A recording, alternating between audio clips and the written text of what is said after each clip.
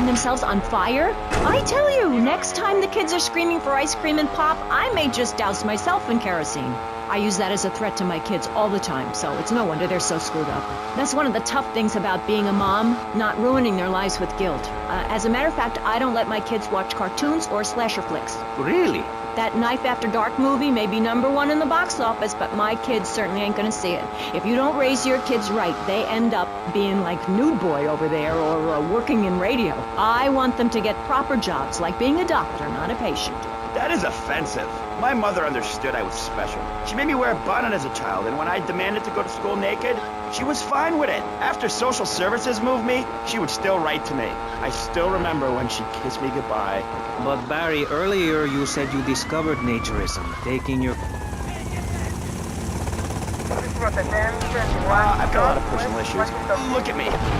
Please, Maurice, I need a hug. There's another example of immorality in this city. Public showing of affection. People think we want to see them making out and carrying on. I understand your hormones rage like a wild animal and you want to ravage one another like there's no tomorrow, but you have to ignore what your body is telling you and work for a higher calling, like construction. We're building a statue and we need your help. Call me now. You know, pretty soon you won't be able to tell who's a human and who's an android. Why, the corporation is working on it right now. I know, I'm ready for it. I tell my kids not to kiss other kids at school. It might be an android, suck your brains out. You must have seen the mini-series event on television. I read it in a book. We've got to stop looking at the stars, all this science fiction, and focus on the family. Now, if you really want to dance like you're on the moon, go there and leave us in peace. And that's a fact. what's a fact? I'm sorry, Maurice, but I have to tell you, I moved to Florida to bring my kids up the American way in a theme park. And that's just the kind of person I am, opinionated and moronic. I see. Well, this panel is certainly interesting. The issue is...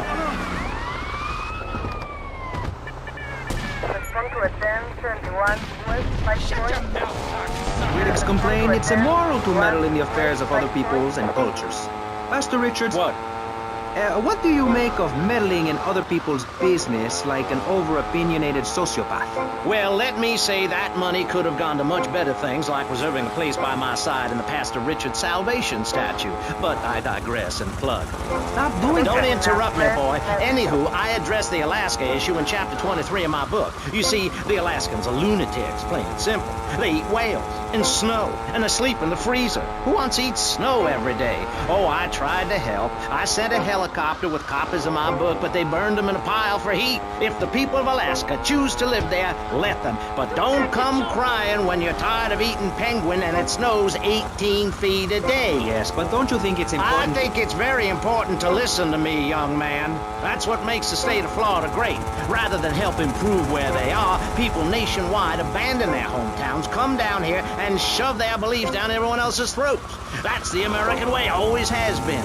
We should send some pictures of Florida.